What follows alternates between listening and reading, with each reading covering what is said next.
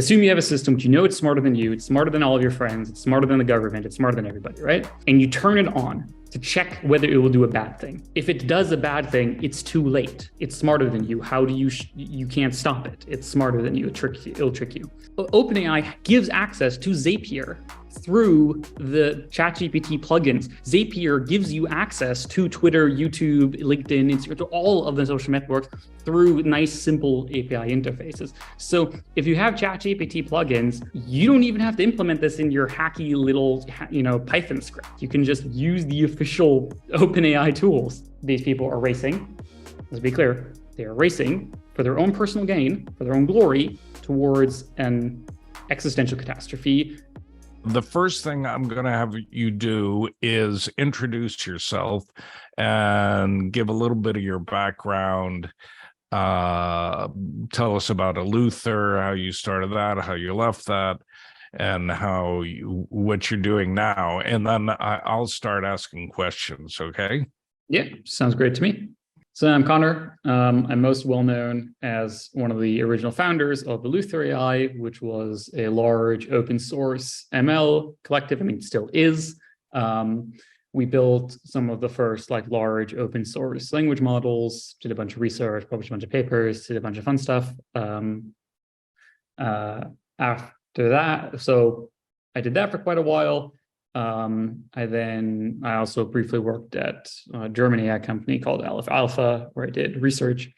And now, just about a year ago, I raised money to start a new company called Conjecture.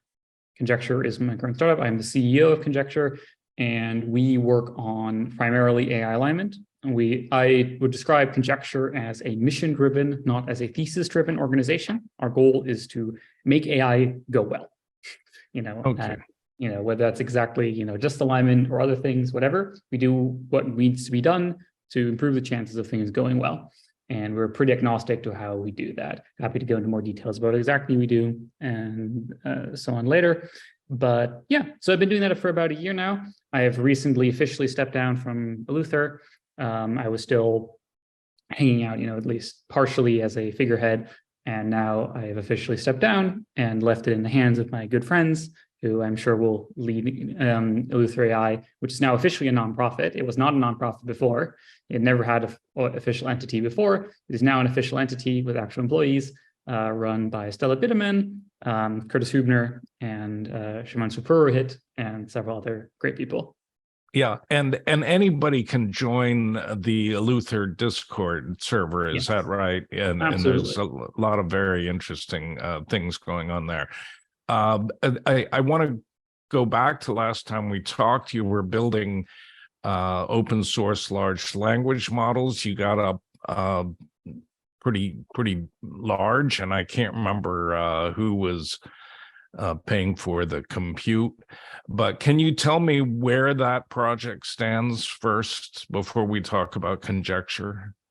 So for me, I consider the work I've done there to be wrapped up. So I don't work on anything related to that anymore. And the main lead on that project, Sid Black, is now my co-founder at Conjecture. So he has left EleutherAI with me.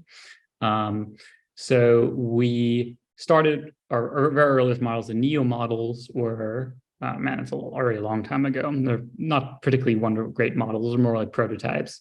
The first really good model was the GPT-J model, which was done mostly with Ben Wang. Fantastic model, still works very well. I think it's still one of the most downloaded language models to date. It's a very, very good model, especially for its size. After that, we built the NeoX series, which resulted in the NeoX 20B model, which, at the time was a very large and very impressive and very good, well-performing model. Nowadays, of course, with stuff like Llama and OPT and stuff like this, large corporations have now caught up to open sourcing very large models. So there's, in a sense, not the same kind of need or interest in these types of models as there were 2 to 3 years ago. And so now EleutherAI, the main, as far as I'm aware, language modeling projects that go around there is the Pythia suite of models. So these are a whole suite of models that are made for scientific standards. So the idea is not to just build arbitrary good language models, but to build language models that have controlled scientific parameters to train on the same data in the same order using the same parameters, in a controlled setting, and you get many, many checkpoints of them. So instead of just getting the final model, you can watch the model through the entire training process, which is very interesting scientifically. So these are models that are optimized for scientific applications for people who are interested in studying the actual properties of language models, which has always been the core mission of EleutherAI, has been to enable people and to encourage people to try to understand these models better, to learn, to control, understand, disentangle these models. The Pythia suite, led by Stella Biederman, is a great example of taking this effort forward. Yeah, and then conjecture. You said that the alignment problem, but the alignment problem in the context of AGI, is that right? Yes. And can you talk about I mean, are you building models, or are you just writing about alignment and methods to align large models? Yeah. So we are very much a practical organization. We hire many engineers and very good engineers, and we have some of the best engineers from EleutherAI with us, and we're always looking for more engineers. We are always interested in talking to, especially people with experience in high performance computing, and because this tends to be the bottleneck actually on doing these experiments at scale. It's less so specific ML trivia and more so debugging InfiniBand interconnects and profiling, large scale runs on supercomputing hardware and stuff like this. So we conjecture, as I said, we are a mission-driven, not a thesis-driven organization. So core what we're interested in doing is figuring out and then doing whatever needs to get done to make things go well. So we could talk about this a bit in a bit, like why I believe these things will not go good by default. But I think on the current trajectory that we currently are on, things are going very badly, and very bad things are going to happen and are already beginning to happen. And I think any hope that we have, and by we, I mean all of us, I don't just mean conjecture, I mean all of mankind, how this goes well for all of us, and it will involve many things. It will involve policy, it will involve technology, it will involve engineering, it will involve scientific breakthroughs. So the alignment problem is at the core of this, as in a sense, what I believe is, in a sense, the most important, crucial problem to be solved, which is the question of basically, how do you make a very smart system, which might be smarter than you, do what you want it to do, and do that reliably? And this is a kind of problem you can't solve interactively, really, because like if you have a system that's smarter than you, right, hypothetically, we can argue about whether this is possible or when it will happen, but just like assume such a system existed. Assume you have a system which it's smarter than you, it's smarter than all of your friends, it's smarter than the government, it's smarter than everybody, right? And you turn it on to check whether it will do a bad thing. If it does a bad thing, it's too late. It's smarter than you. How do you can't stop it. It's smarter than you. It'll trick you. Now, the interesting questions are, okay, why do you expect it to do a bad thing in the first place? Why do you expect it to be smarter? Those are good. And why do you expect people to turn it on? Those are three very good questions that I'd be happy to get into if you're interested. Yeah, one of the sort of central questions about superintelligence is how easily it or difficult it'll be to keep such a system in a sandbox without because presumably, and there are two issues. One is the question of agency, whether simply because a system is smarter than a human doesn't mean that it has agency. It could be purely responsive. So you, as the large language models are now, you ask a question and it responds. And so that question of agency is one, and then the question of how ring-fenced such a system is, even if it's being trained on the internet, it doesn't necessarily have access, proactive access to the internet. So just on those two questions, what would you say? So those are two really fun questions. And the reason they're really fun to me is that if you had me ask me these questions like 3 or 4 years ago, I would have had to go into all these complicated arguments about why, passive quote unquote systems are not necessarily safe, why the concept of agency doesn't really make sense. I would have to explain how like sandbox escapes work and whatever, but I don't need to do any of that anymore because just look at what people are doing with these things. Just look at the top GitHub AI repositories, and you can see AutoGPT. You're going to see, self-recursively improving systems that spawn agents. You're going to see, go on archive right now, go on archive, go to, top CS papers, AI paper, and you can see LLM autonomous agents. You're going to see, game playing simulation, simulacra systems. You're going to see people hooking them up to the internet, to bash shells, to Wolfram Alpha, to every single tool in the world. So while we could, if you wanted to, go into all the deep philosophical problems that like, okay, even if we sandboxed it, and even if we were very careful, maybe it's still unsafe. It doesn't fucking matter because people are not being safe and they're not going to. I remember fondly the times when me and my friends in our online little weird nerd caves would have these long debates about how an AI would escape from a box. But what if we do this? But what if we do that clever system, whatever? But in the real world, the moment a system was built, which looked vaguely, sort of, maybe a little bit smart, the first thing everyone did is hook it up to every single fucking thing on the internet. So, joke's on me. Yeah, although, give me a concrete example of someone hooking a GPT-4 up to the internet and giving it agency. I haven't seen that. Go on github.com and search for AutoGPT. AutoGPT. Or look for babyagi.py. That's another one. Go on the blog post with the pinecone vector data that go to, what was the paper that came out today that was really fun? It was about video games. Generative Agents, Interactive Simulacra of Human Behavior. This is from Stanford and Google.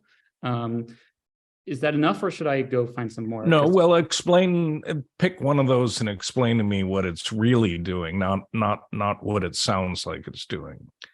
Let's explain, for example, AutoGPT, which is kind of the simplest way you could do this.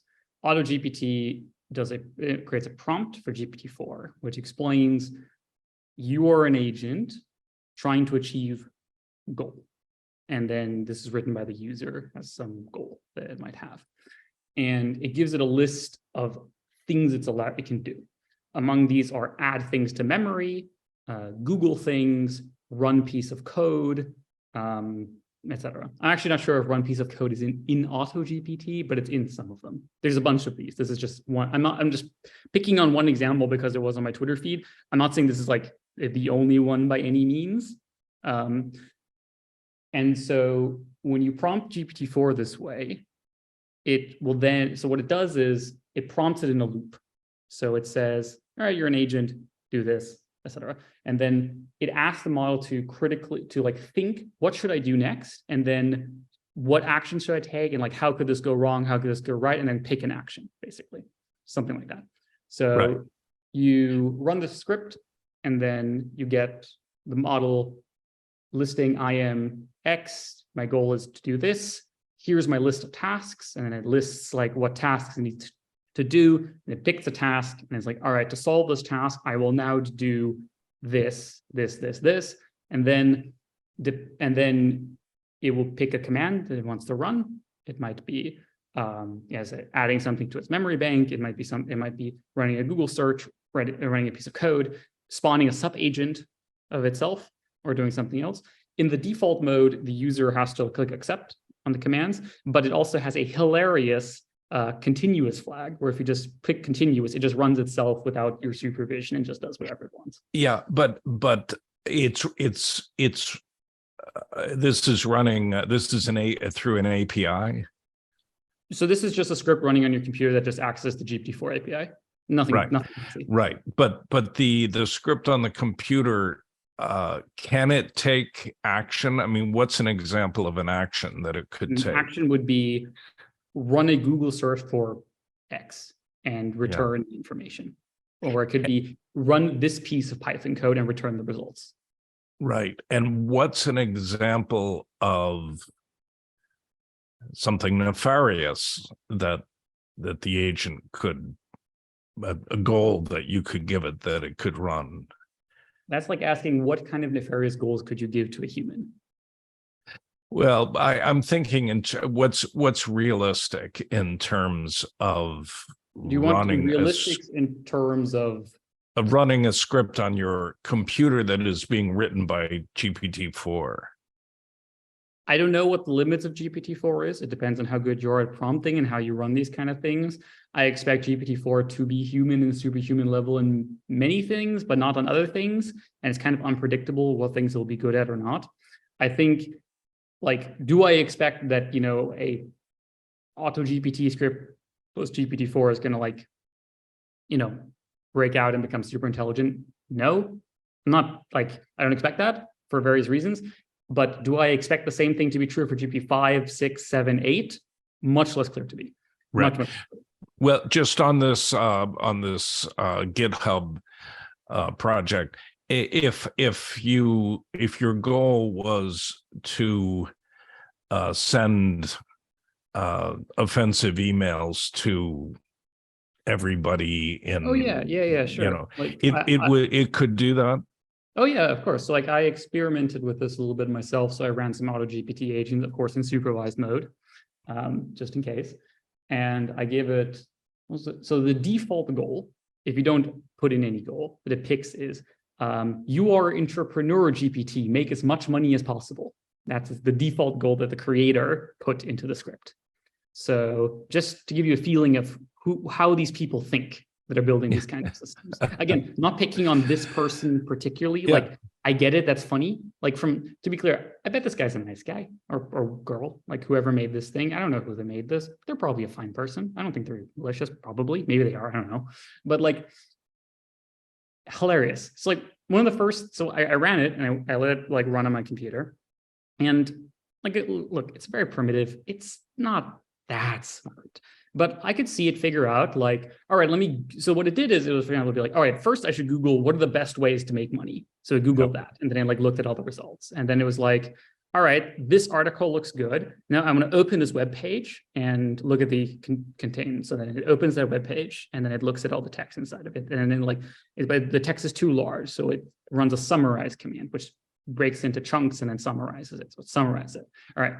Then it came to the conclusion, all right, well, affiliate marketing sounds like a great idea. So it should run an affiliate marketing scheme. So the idea is that you sign up for these websites and you get, like, a special link and you get people to buy something using this link and you get money for that. So that's what it came up with. All right. So then thinks about, all right, how do we do affiliate marketing? So it has to build, and it decided it needed to build a brand. So it decided it first had to, like, come up with a good name and then create a Twitter handle. And then it has to create some marketing content for this Twitter. So then it created a sub agent. So a small, like a sub version of GPT calls, which goal was to come up with good tweets that it could, like, you know, send out to market to people. So then the smaller GPT system generate a bunch of tweets that, like, it could send. And then the main system, you know, took those tweets and I was like, all right, now I need to, like, you know, find a good Twitter handle for this. So it came out, like, a Twitter handle I could, like, use. And then this is about as far as I let the experiment run. Yeah, but could it register new Twitter handles and then? Not in the way it is currently set up, but I could implement this in an afternoon. Wow, that's remarkable. So you could have it create. Easy. And expect this already exists. I expect there's already people who have private scripts on the computer right now that allow them to, like, access Twitter. I mean, look, actually, never mind. I'm gonna take that back. It's even worse than that, because it's always worth it. I mean, OpenAI gives access to Zapier through the ChatGPT plugins. Zapier gives you access to Twitter, YouTube, LinkedIn, Instagram, to all of the social networks through nice, simple API interfaces. So if you have ChatGPT plugins, you don't even have to implement this in your hacky little, Python script. You can just use the official OpenAI tools.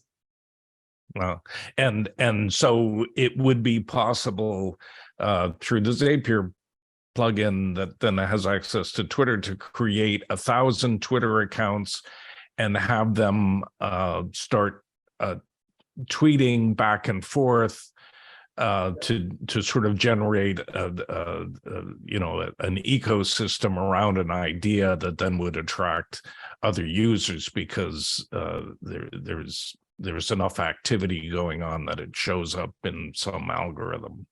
So I have two funny stories to tell about what you just said. The first funny story is how the exact thing you just described was something that I have been worried about for ever since GPT-2 came out and before that. One of the first, I wrote a terrible essay about it, don't read it, but I wrote a long, terrible essay about this, about how basic social trust in the net is going to break apart. Obviously so. This has already been on the case, but the level of psyops you can run with these kinds of systems is unimaginable, because you can DDoS social reality. You can manipulate trends and social memetics to degrees that before were possible. These were always possible, but they're very costly. You had to have a whole Russian troll farm or something. You had to pay people minimum wage for it or something, right?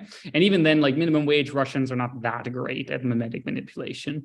But for example, this is something I expect GPT-4 to be strictly good at, better than a minimum wage Russian is going to be memetically imitating certain cultures and their tone, their patterns of speech and their patterns of communications and infiltrating these communities. I think this is something GPT-4 is clearly extremely good at. I think GPT-3 is already more than good enough to do this. And so it's really funny because this has been obvious to me for a long time, and I've been saying that for a long time. But people either dismissed it or were like, oh, we have to do more research about this. Oh, maybe it won't be so bad. Oh, I don't know. What about bias? And I'm like, man, things are so much worse than you think it is. It's gonna get so much worse. And there's another funny story I want to tell about this. And so the other funny story I want to tell about this is, if someone's listening to this right now, one of the counterpoints they might make, if they are a little bit technically inclined, but not very technically inclined, is to say something like, well, what about CAPTCHAs? We already have bot farms, right? This already happens. What about sure, maybe the bot tries to register 1,000 Twitter accounts, but it's gonna fail because you're not allowed to do that. And I'm like, first of all, lol, there's obviously ways to get around that. But this brings up one of my favorite anecdotes about the GPT-4 paper. I don't know if you've read it. It is interesting. In the evals that they did on the models, including they did some safety evals. So I have some problems with some of these, but let's just take them at face value. One of the things they were trying, so basically what they did is this was the Alignment Research Center, ARC, who ran these evals for OpenAI.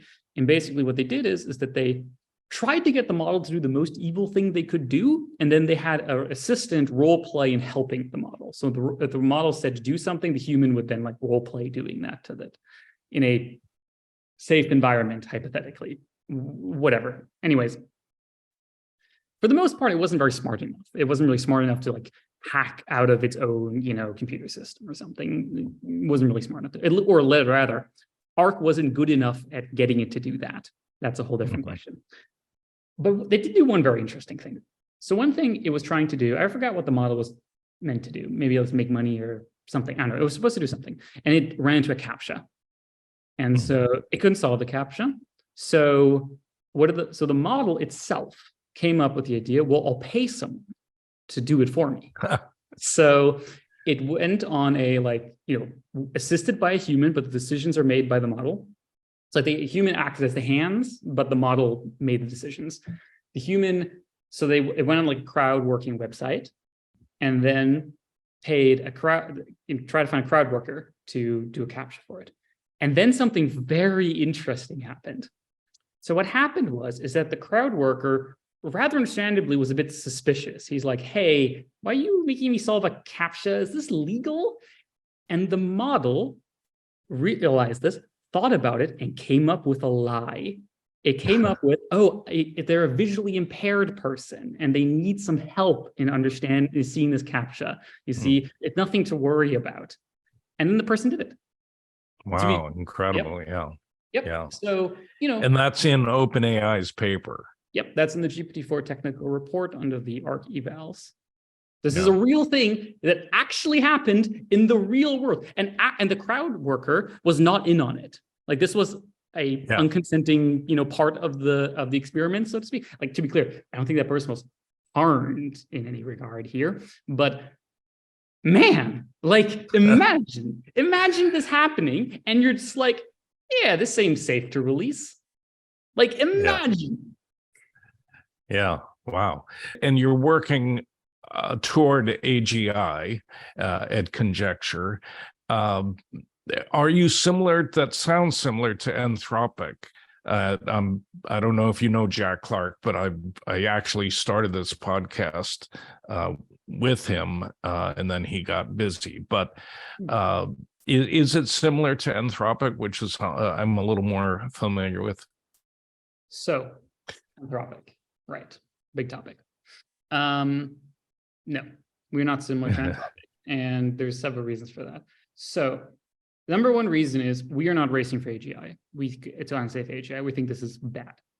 We fully think, and we are willing to go onto the record and scream it to high heavens, that if we continue on the current path that we are, just scaling bigger and bigger models and just slapping some patches on whatever, that is very bad, and it is going to end in catastrophe. And there is no way around that. And everyone who says otherwise is lying to you, is either confused, they do not understand what they're dealing with, or they are lying for their own profit. And this is something that many people at many of these organizations have a very strong financial incentive to not care about. And so Anthropic, from the beginning, has been telling a story about how they left OpenAI because of their safety concerns, because they're being so unsafe, these OpenAI people, the Sam Altman guy, he's so crazy, which is why they just raised another huge round in order to build a model 10 times larger than GPT-4 to release it, because they needed more money for their commercialization. I'm done. Like, I consider basically Anthropic to be in the same reference class as OpenAI. It's like, sure, maybe the people are marginally nicer. Maybe they're, I know Jack. I've talked to him many times. Seems like a nice fellow. I like him. He seems like a good person. But also, every time I ask him to do anything to slow down AGI, he always says, "Ooh, well, we should consider our options. Let's not go too fast here." Like, and like, I'm like, man, So my view of Anthropic is that they're OpenAI with a different coat of paint, and it's a nice coat of paint. I like many of the people at Anthropic. I think Anthropic does a lot of very nice things. A lot of the research is pretty nice. A lot of the people there who I've talked to, I think, are very nice people. I don't hate them by any means, but at this point, it's mask off, right? Like, read the latest, I think it was in TechCrunch, I think, about Anthropic, where they're just like, yeah, straight up commercialization, just let's go. So I think the mask is off at this point. And then so explain, Conjecture is building models, so correct? Yes, we build models. We do not push the state of the art. This is very, very important. If I had the ability to train a GPT-5 right now and release it to the public, I would not do so. If I had a GPT-5 model, I wouldn't tell you. I wouldn't tell anybody. I wouldn't have built it in the first place. My goal in all of this is I have no interest in advancing capabilities without advancing alignment. To be clear, sometimes to advance alignment, to get better control, you're also going to build better systems. If you control a system, it will often become more powerful. This is a very natural thing to happen. And if this happens, cool, fine. I think this is but then also I don't publish about it. I don't tell them. This is, for example, something I want to really laud Anthropic about. Anthropic does a great job of keeping their damn mouths shut. This is something they're very, very good at, and I think this is very good. I think that this idea that you should just publish all your capabilities ideas and all your model architectures or something is obviously terrible. It only benefits the least scrupulous actors. It only helps dangerous actors catch up. It only helps orgs speed each other up. there is, from my perspective, like if you, dear listener, develop something that makes your model 20% more efficient, or a new architecture that fits much better on GPUs or whatever, don't tell anybody. That's my one request. You build it yourself, fine. Make an API and make a lot of money. Okay, like not great, but like fine. Just don't tell anyone how you did it, and don't hype up anything about that. It's not ideal. Ideally would be, don't deploy it, don't build it, don't do any of it, but such is life. So Conjecture, our goal is not to build the strongest AGI as fast as possible by whatever means necessary. And let's be very clear here, this is what people like at OpenAI, at Anthropic, at all the other people are doing. They are racing to systems that are extremely powerful that they themselves know they cannot control. They have, of course, have various reasons to downplay these risks, to pretend that, oh no, actually it's fine, we have to iterate. Like they have a story about iterative safety. They have like, oh, we have to deploy it actually for it to be safe. But just think about that for 3 seconds. It sounds so nice when it comes out of Sam Altman's mouth. But like, oh yeah, well, we have to deploy it so we can debug it. But think about that for 10 seconds, and you're going to see why that's insane. That's like saying, well, the only way we can test our new medicine is to give it to as many people in the general public as possible. We should actually put it right into the water supply. That's the only way we can know whether it's safe or not. Just put it in the water supply. Give it to literally everybody as fast as possible. And then before we get the results for the last one, make an even more potent drug and put that into the water supply as well, and do this as fast as possible. That is the alignment strategy that these people are pushing. Let's be very clear about this here. Be very, very clear about it. So there is a version of this that I don't hate. If, for example, OpenAI develops GPT-2, and then they don't release anything anymore. They take all the time necessary to understand every single part about GPT-2, to fully align it. They let society, like culture, catch up to it, like spam filters catch up to it. They let regulation catch up to it and such. And then when all of this is fully integrated into society, then they built GPT-3. All right, fair enough. Okay, cool. Yeah, honestly, if that's what we were doing, if that's what the plan was, I'd be fine with that. Like if everyone just stopped at GPT-4 and just said, all right, come on, guys, no more new stuff until we fully figure out GPT-4. And once we fully understand it, and regulation has fully regulated it, and society has fully absorbed it, the way society has absorbed, like the internet or whatever, even so that's not fully absorbed. But and then they build GPT-5. I'm like, okay, fair enough. But let's come on, man, like give me a break. No one's going to do that. Like, that's obviously bullshit. Like, it's obviously just not true and not what these people are planning. These people are racing. Let's be clear. They are racing for their own personal gain, for their own glory, towards an existential catastrophe, and that no one is consented to, that the public has no oversight in, the government has, for some reason, it's just letting happen. Like if I was the government and one of my most powerful industrialists was just on Twitter publicly stating that they're building, godlike powerful AI systems that will overthrow the government, I would have some questions about that. Well, actually, one of the things I wanted to ask you about is the letter which you signed. I saw, excuse me, has triggered an FTC complaint by another group. Those are actually unrelated, but yeah. Oh, the FTC complaint was not related to the letter? At least not to my knowledge. I think these groups. Okay, actually, I'm going to talk to them later today. So, yeah. But in any case, there is this FTC complaint, which it'll be interesting to see whether the FTC takes it seriously.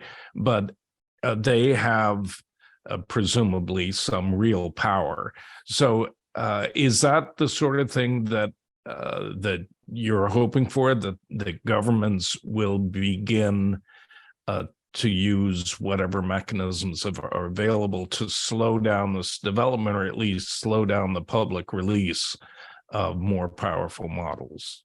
I'm very practical about these kinds of things. In a good world, somewhere deep in my heart still is, a techno optimist, like, yay, liberal democracy, freedom, let people develop things and do cool stuff, and it'll be fine.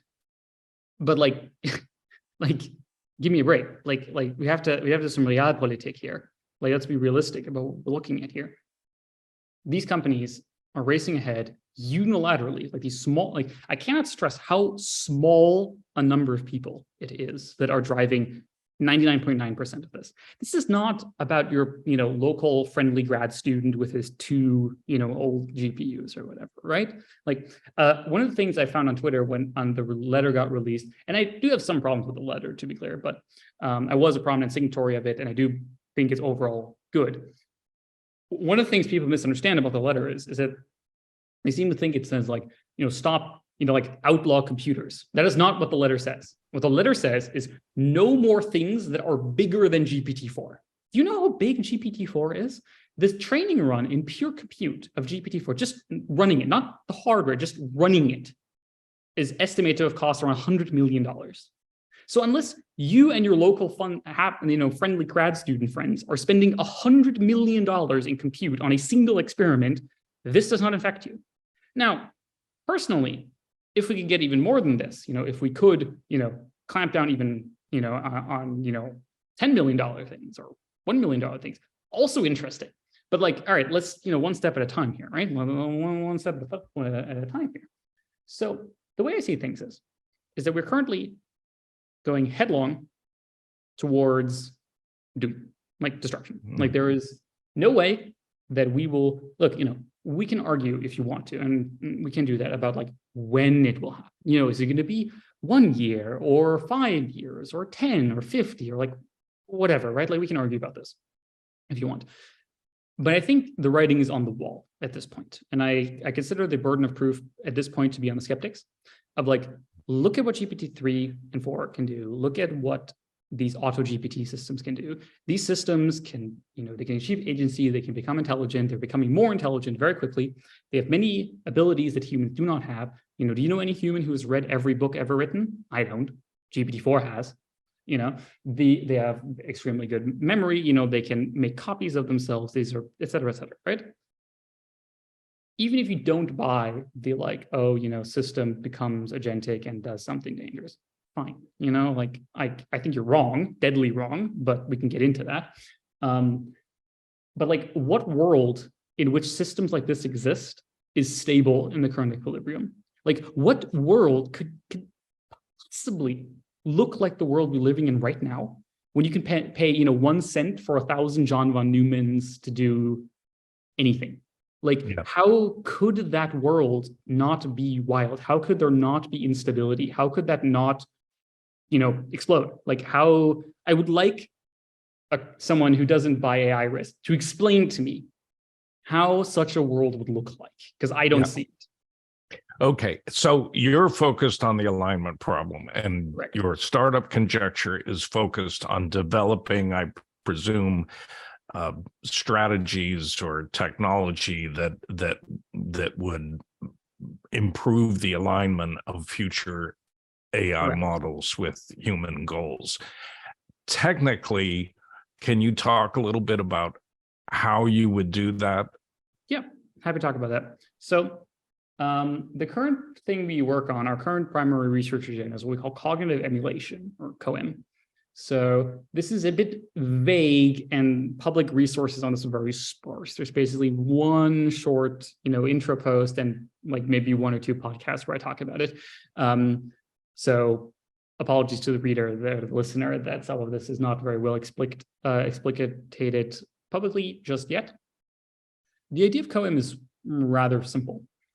It is, well, it's both very simple on like a bird's eye view, but then it gets subtle once you get to the details. And we can get to the details if you're interested. But ultimately, the goal of CoEm is to move away from the paradigm of building these huge black box neural network, whatever the hell these things are, that you just put some input in and then just something comes out. And maybe it's good, maybe it's bad, who knows?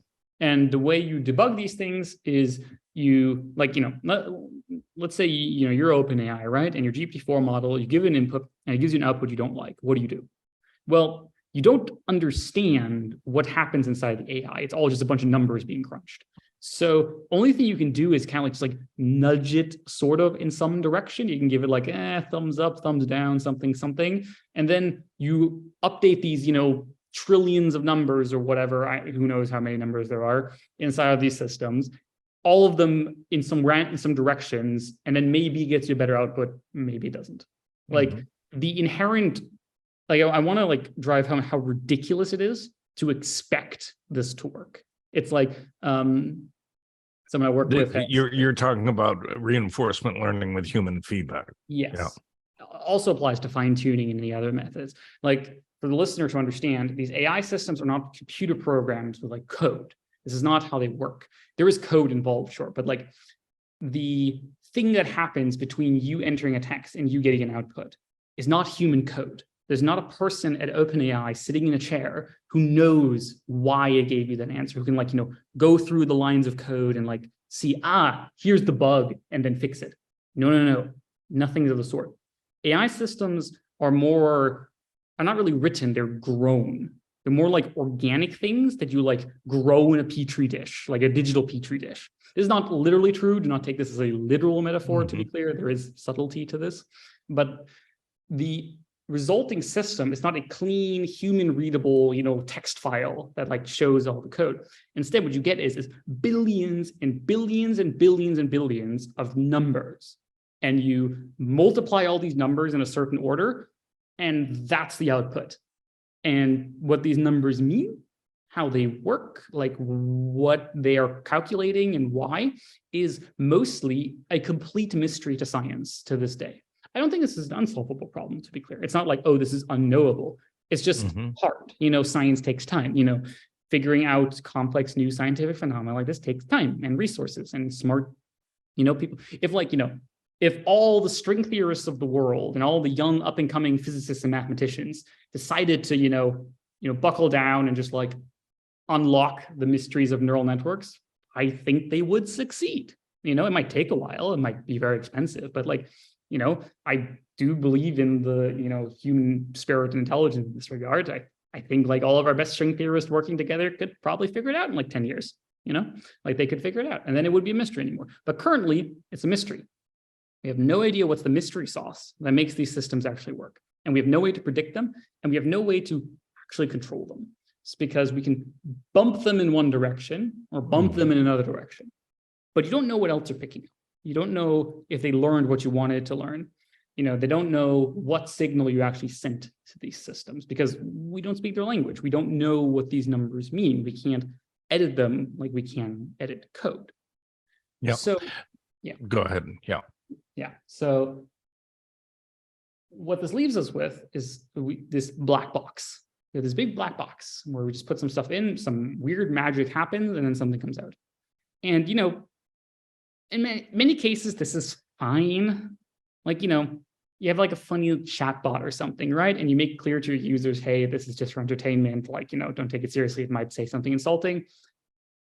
Yeah, it's fine. Like, it's not gonna kill anybody, right? Like, you have like a fun little, character like chatbot or something. Sure, probably won't gonna kill anyone. Even so, there has recently been, I think one of the first deaths attributed to LLMs, where someone committed suicide after a chatbot like encouraged them to. I don't know the details about that, but I just heard that recently, and don't know any other details about it. And so, so the interesting thing here at the core is that we have no idea what these things will do. And if that's what we want, then fine, right? If we have bounded, it's, it just talks some stuff and we're okay with it saying bad things or encouraging suicide, then sure, fine, who cares?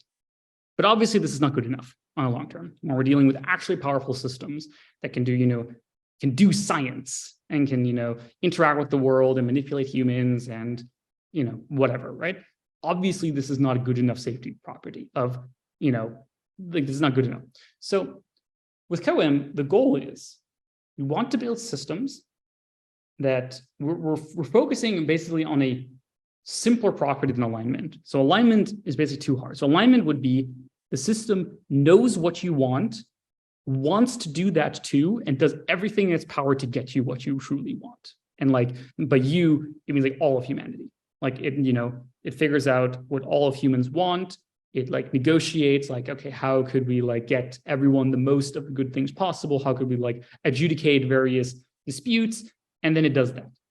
Obviously, this is absurdly, hilariously, impossibly hard. I don't think it's impossible.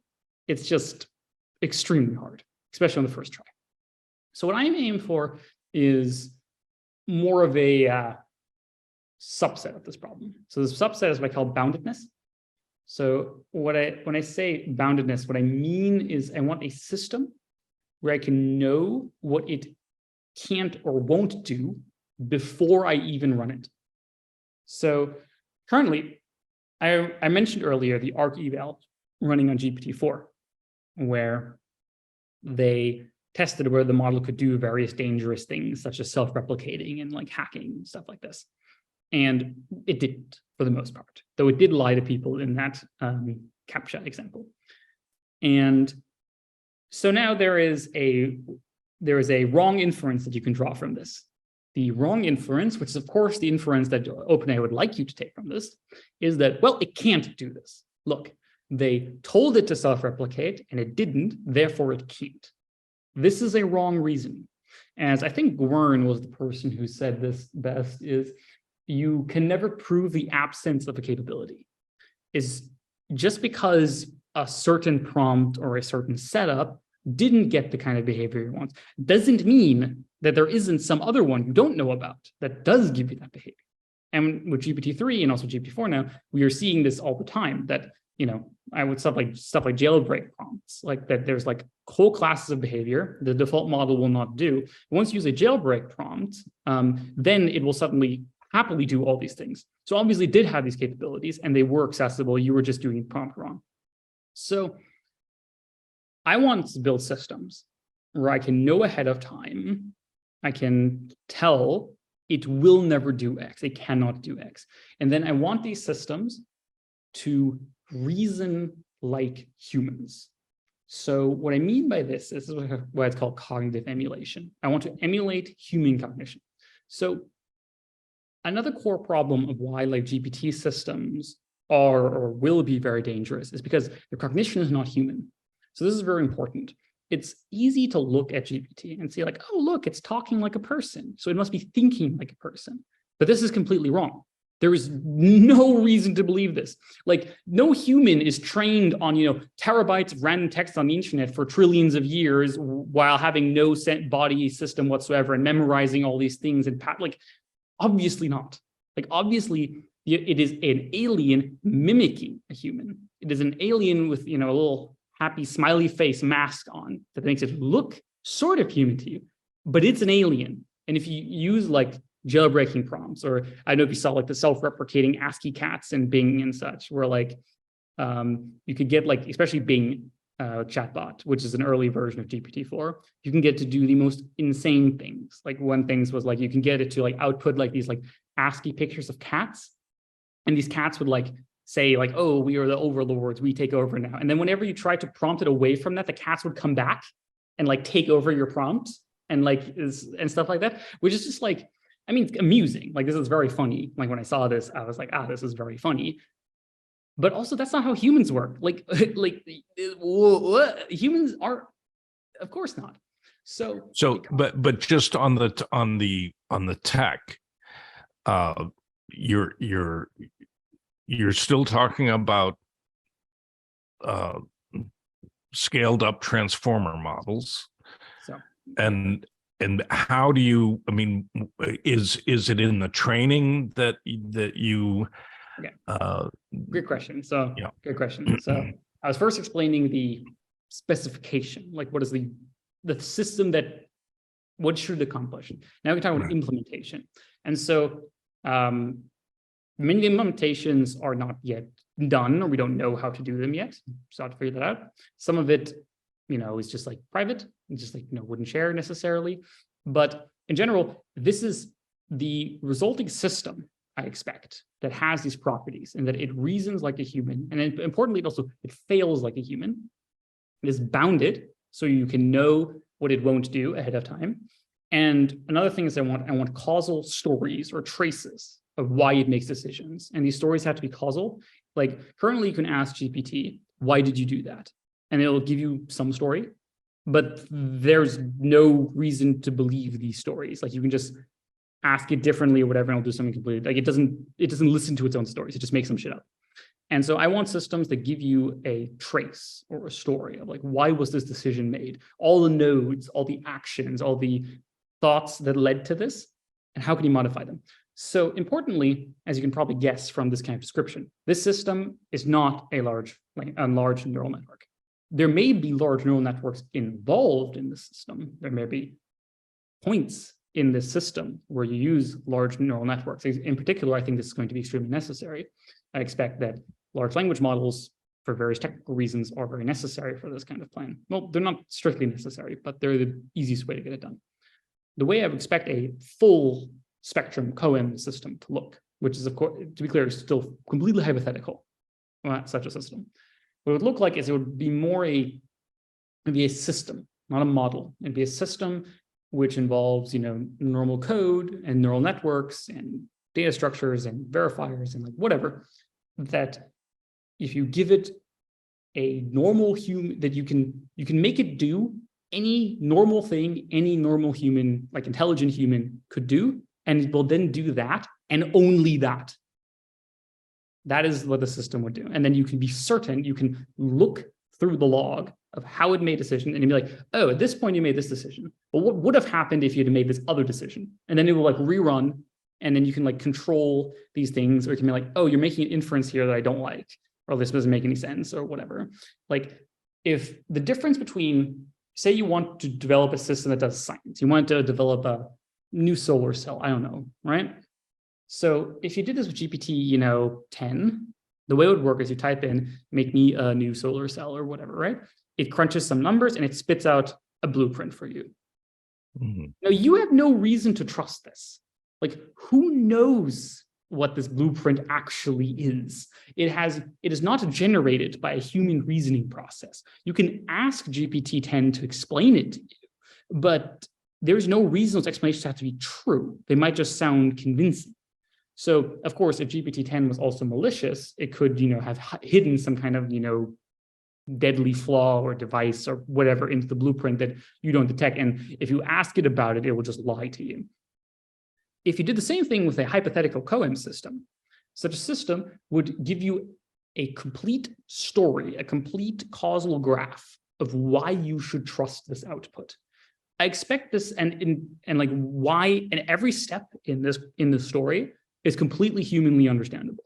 There's no crazy alien reasoning step. There's no like, and then magic happened. There's no, massive computation that just makes no sense to a human whatsoever. Every single step is human legible, human understandable, and the results, the blueprint that you have a reason to trust. You have a reason to believe this is the thing you actually asked for and not something else.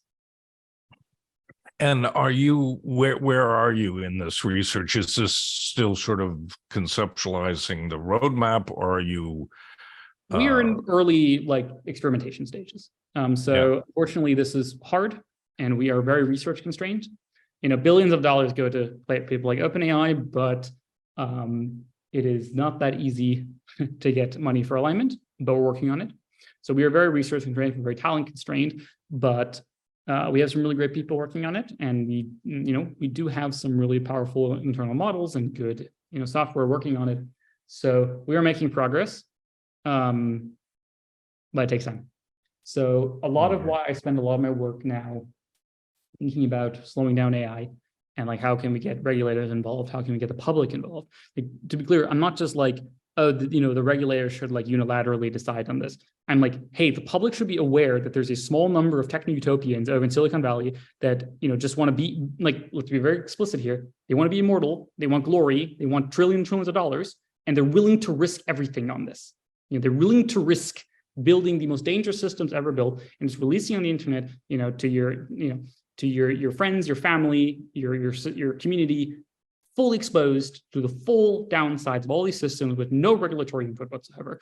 And this is what government is for, is to stop that.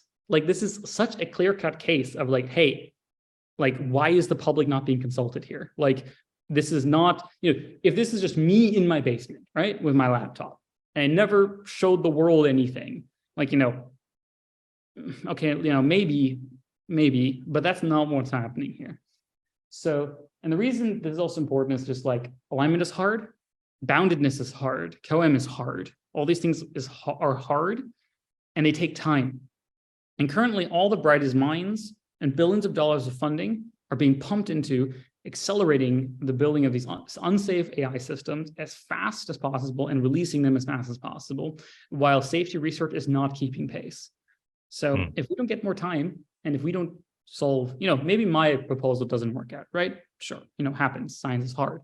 But if we don't get someone's proposal to work, if not, we don't get some safe algorithms or designs for AI systems, then it's not going to go well. And it's not going to matter how many trillions of dollars, OpenAI makes off of it, or Microsoft make out of it, or whatever.